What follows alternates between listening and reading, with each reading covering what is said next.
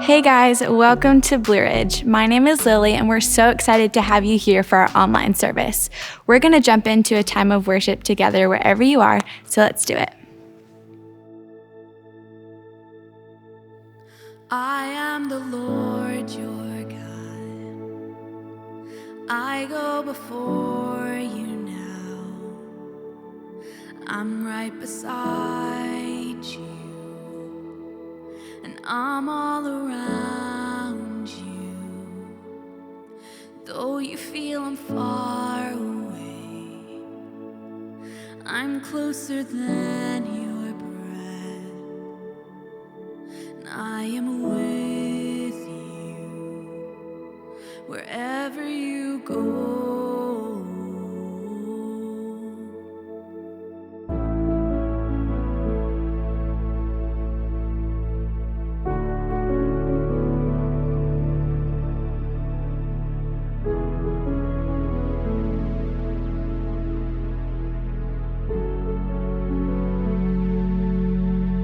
I am the Lord your peace. No evil will conquer you. Steady now your heart and mind. Come into my rest. And oh, let your faith arise. Lift up your weary head. And I am with you wherever you go. Come to me, I'm all you need. Come to me, I'm everything. Come to me, I'm all you need. Come to me, I'm your everything. I am your anchor in the wind and the waves, and I am your steadfast. So don't be afraid. Though your heart and flesh may fail you, I'm your faithful strength. I am with you wherever you go. Come to me, I'm all you need. Come to me, I'm everything. Come to me, I'm all you need. Come to me, I'm everything. Come to me, I'm all you need. Come to me, I'm everything. Come to me, I'm all you need. Come to me, I'm everything. So turn your eyes upon Jesus. Look full in his wonderful face, and the things of earth will grow strangely dim in the light of his glory and grace. Turn your eyes upon Jesus. Look full in his wonderful face, and the things of earth will grow strangely dim in the light of his glory and grace. Come to me, I'm all you need. Come to me, I'm everything. Come to me, I'm all you need. Come to me, I'm everything.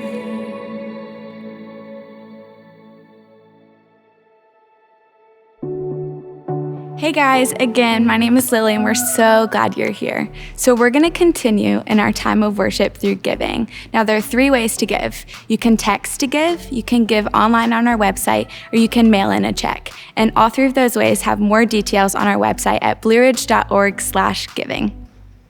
And we all know that community is still super important in this season. And even though it looks different, we're super excited to continue in our virtual community. And so if you're interested, go to blueridge.org/virtual community. And speaking of community, we really hope that you guys have been enjoying our in-person services. Now we have them in Bedford and New London, and they look a little bit different. So Bedford, we have a 10 a.m. service. It's outside and you can bring the whole family, no registration required. Now for New London, we do ask that you register online. We have 8:30 services and 10:30 services, and we hope to see you there. We're super excited this week to also invite 1st through 5th graders at our New London campus for each service. You can register them at the same time as you register for the adult service, and we hope to see them there as well. So while we love our in-person services focusing on worship and communion, the bulk of our teaching is still online on our YouTube channel, and that's for adults, Be Our Kids, and Be Our Youth. So check that out on our YouTube channel for weekly content. Today, we're going to jump back into our series You've Asked For part 2. So let's join Jeremy in the studio.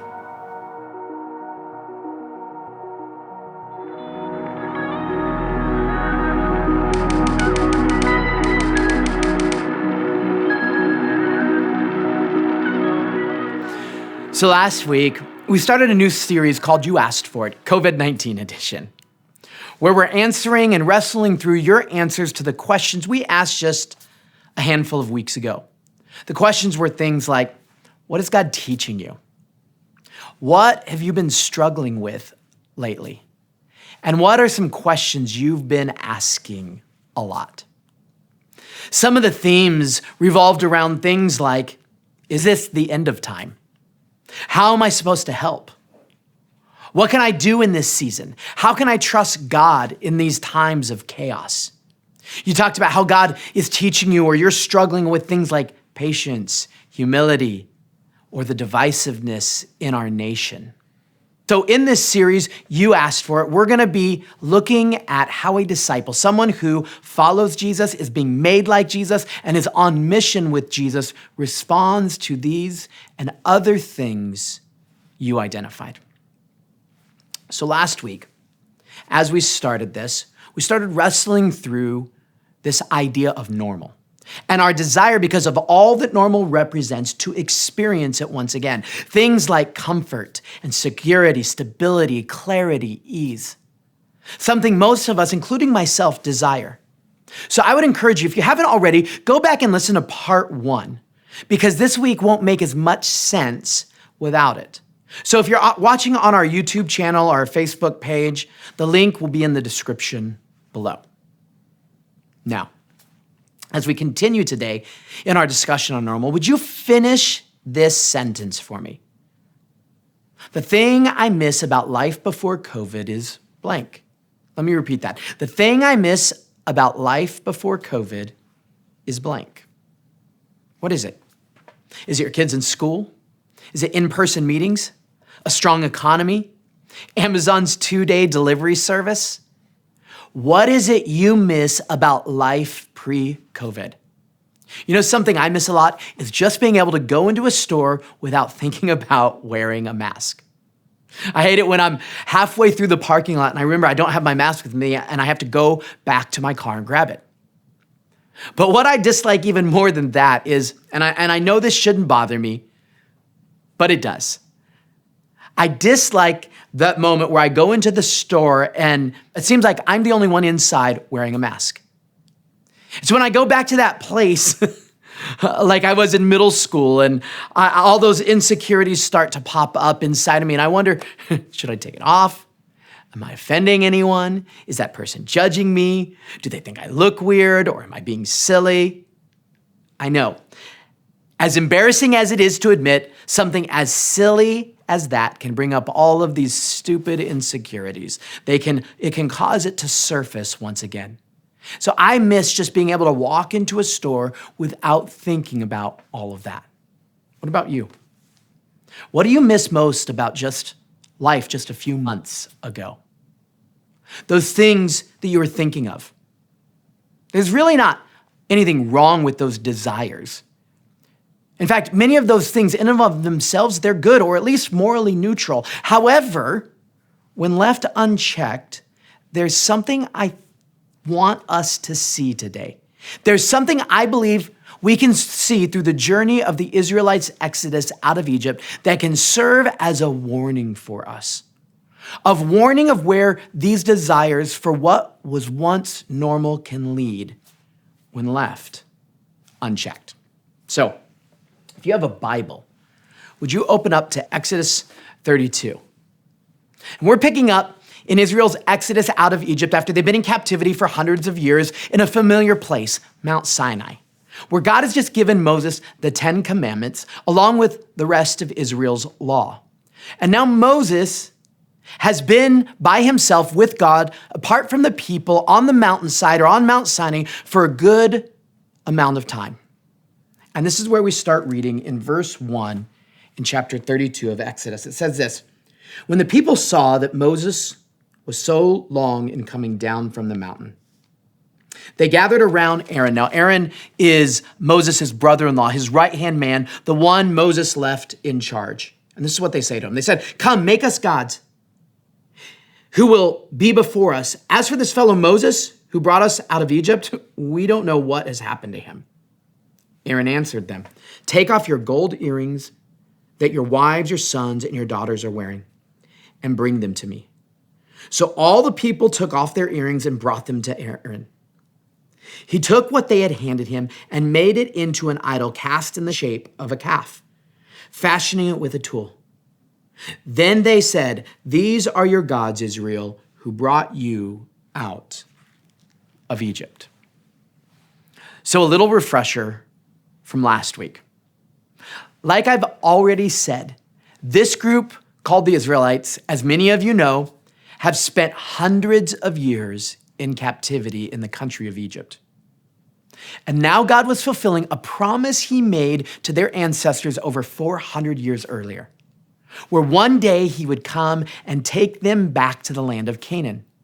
And so through a series of plagues, God forced the Egyptians to release the entire people group from forced servitude and labor. And now they're on their way to the promised land. But along the way, they encounter multiple issues.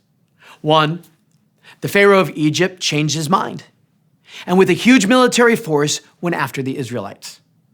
Multiple times, because of the wilderness and the desert they're journeying through, they went days without water. On top of all of that, they brought limited food supplies. And because there were thousands and thousands of people, they quickly ran out and started to starve to death. So lots and lots of very real, dangerous, life-threatening issues. And each time they encounter one of these problems, two things happen. Two themes we saw from last week. One, they complain and express their desire to return to Egypt, where they had come from, what was comfortable, where they had plenty to eat, plenty of water, where they knew the routine of daily life, something I'm sure I would have been lobbying for also. That although their life in Egypt was less than ideal, at least it was what they knew. It was their norm. The second theme we saw from last week was each time they would want to turn around, God would miraculously provide for them. He allowed them to escape Pharaoh and his army by splitting the Red Sea. He gave them water, once by miraculously cleaning water that wasn't fit to drink, and another time he provides water from a rock.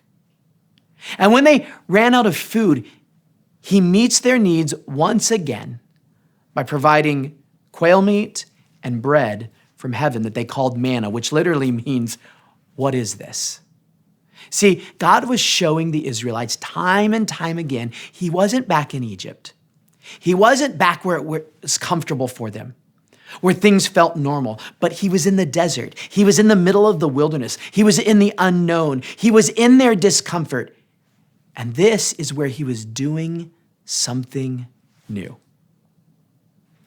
And now, after all of that, what we've just read is God is meeting with Moses, giving him the laws and the practices that will define this new nation he's turning Israel into.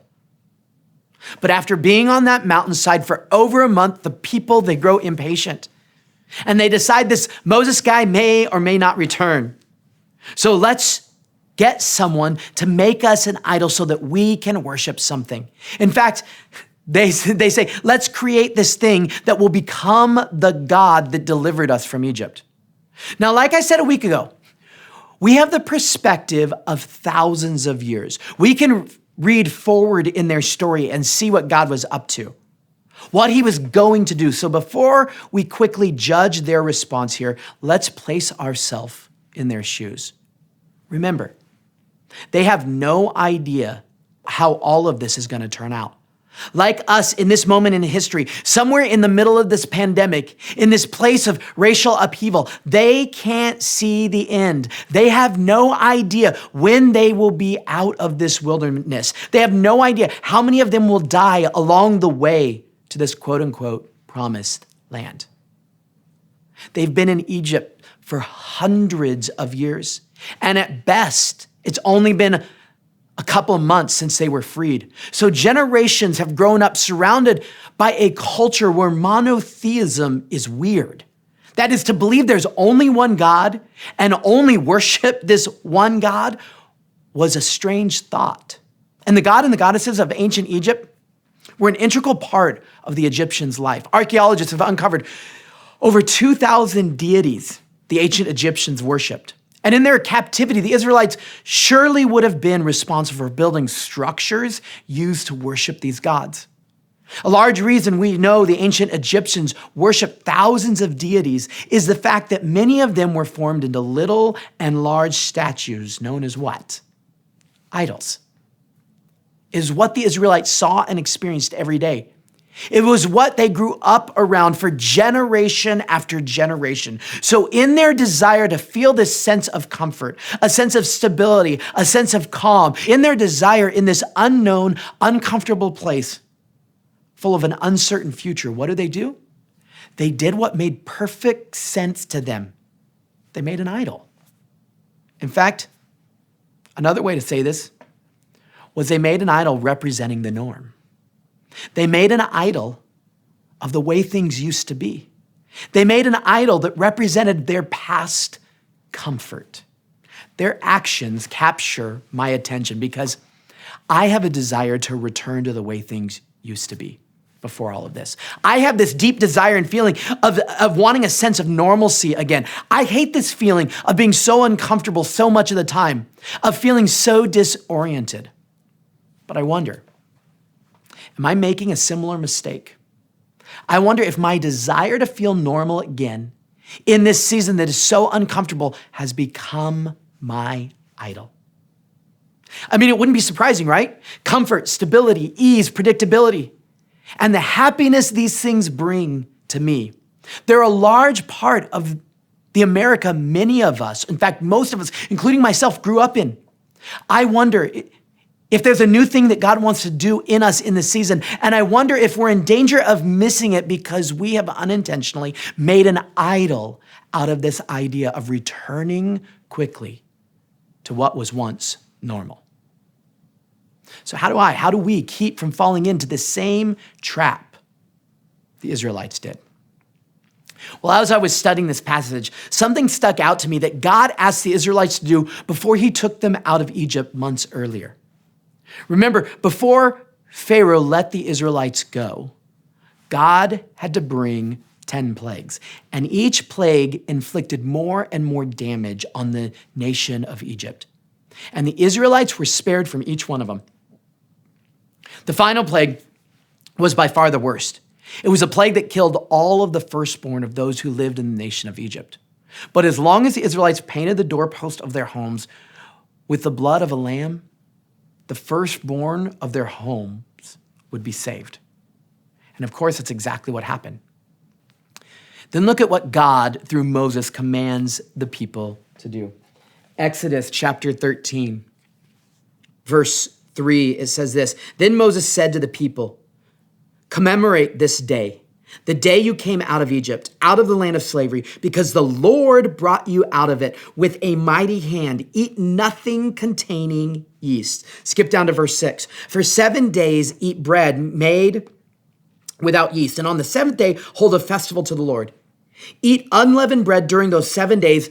Nothing with yeast in it is to be seen among you, nor shall any yeast be seen anywhere within your borders. On that day," and this is the important part, "tell your son, I do this because of what the Lord did for me when I came out of Egypt. This observance will be for you like a sign on your hand and a reminder on your forehead that this law of the Lord is to be on your lips. For the Lord brought you out of Egypt with his mighty hand." Finally, in verse 14, "In the days to come, when your son asks, 'What does this mean?' say to him, 'With a mighty hand, the Lord brought us out of Egypt, out of the land of slavery.'" See, God knew they would come to places like this, places where they wanted to return to what they once knew. God knew in the desert times, in the times of the wilderness, when he was leading them to someplace new, that the fear of the unknown, of the uncertain, people would want to stop and turn around and stop following. They would want to go back to what was familiar, to the normal life they had left behind. So God places things like what we just read, festivals in the rhythm of Israel's everyday life to point them back to his faithfulness, to redirect their gaze back to him. And his purpose is clear. He states, when they participated in these festivals and your kids ask, "Why do we do this weird thing?" He said to them, "Tell them the story of my faithfulness, what I did for you." So why is this important to us? Well, just imagine this, and it may sound silly, but just imagine the scenario with Aaron went a little differently. What if when the Israelites stood at the base of Mount Sinai, wondering where Moses had gone, what if someone like Aaron had redirected their focus to the faithfulness of God over the previous several months? What if a family or a group of families had stood up and stopped everyone and said, "I know things are scary right now. I know there's a lot of uncertainty, but remember the Red Sea? Remember how helpless we felt? Do you remember the fear we had inside of us? And then the water just split. Remember, even when we started to cross, we thought we'd be stepping into a big muddy mess, but God had all of it under control. The ground was dry." What if another family said, "Yeah, remember the sound and the power of the water as it came crashing down on the Egyptians? We didn't have a sword to our name, yet God protected us." What if there would have been a young teenager in the crowd that said, "Hey, remember that morning after our supplies ran out in the desert? We found that weird stuff on the ground the next day, and it filled our stomachs. It took away the hunger pains. And each morning, it was there again. I remember one time I got scared it wouldn't be there the next day, so I grabbed more than I needed for that afternoon. The next morning when I woke up, The smell was awful. It had gone bad. I almost vomited, but there outside of my tent, as I stepped out, was another fresh layer on the ground. What if when they were trying to make an idol to the norm, to the ordinary, someone redirected their focus to the God of the extraordinary? By reminding everyone of his faithfulness in the middle of their discomfort. Well, about a month and a half ago, I came home, and on our sliding glass doors that led out to our back deck, Jana had written in a dry erase marker 4 phrases or questions, 2 on each door panel. And the questions or phrases were these: how has God been faithful to me? What am I grateful for? Attributes of God I love. And God, I need your help with ... And underneath each phrase was a space for anyone in our family to write something down. Now, I don't know where she got this idea from, if it was new to her, but what she was encouraging and leading us to do as a family was the exact thing that God wanted the Israelites to do. That in this time where our family, like yours, has been ripped from the norm, in this time where we feel like we're living in this wilderness season, in this time where we're daily facing discomfort and fears of the unknown, what Jana was inviting us to do as a family was remember and celebrate God's faithfulness. See, we don't know what God is doing, but we're confident he's doing something. While we don't know where God is leading, we are positive he is leading somewhere. While we don't know the new thing he is up to, we know God is in the constant business of making things new. And because of this, we don't want to turn around. We don't want to go back to what was normal. We don't want to worship at the feet of our own comfort. We don't want to go back to the ordinary, but follow the God of the extraordinary. So to keep us in this place, Jana was asking us as a family to remember his faithfulness, to declare our gratitude, to focus on God and his character even in this wilderness time, and to admit we need his help even more in this season. And now, I'd love to invite you to do the same along with us. Let's do this together as the church. If you would, sometime today, would you grab a dry erase marker and on your window in your home or a sliding glass door or a storm door or a mirror, and if you don't have a dry erase marker, that's okay. Place a piece of paper, a large piece of paper, tape it to a mirror, tape it to whatever. Just make sure it's someplace where everyone in your home has access and anyone coming into your home can see it. And would you write down these 4 categories? How has God been faithful to me? I am grateful for ... Attributes of God I love. God, I need your help with ... And then each day, would you take time to write down at least one response? Then after a few days, maybe after a week, would you actually take a picture of what you've done and would you email it to us? The email address you should be seeing on your screen right now. Would you share these things on your social media accounts?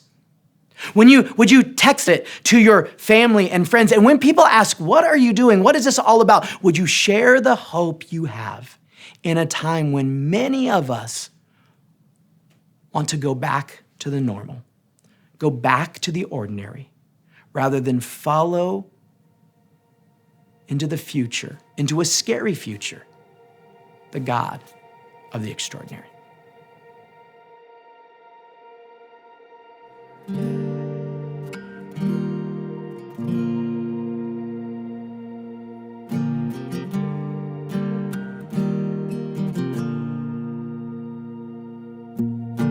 Here's my heart, Lord.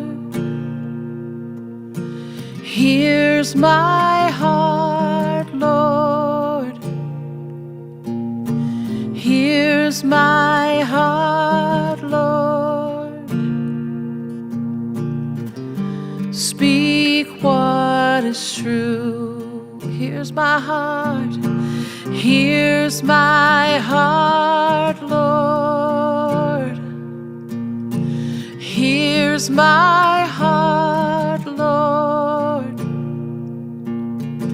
Here's my heart, Lord. Speak what is true, 'cause you are strong, you are pure, you are life, you endure, you are good, always true, you are light, breaking through, and you are more than enough. You are here, you are love, and you are hope, you are grace. You're all I have, you're everything.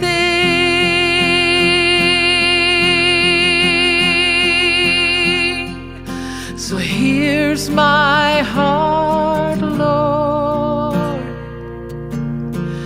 Here's my heart, Lord. Here's my heart, Lord. Speak what is true. Here's my life. Here's my life, Lord. Here's my life, Lord. Here's my life, Lord. Speak what is true. Oh, speak what is true.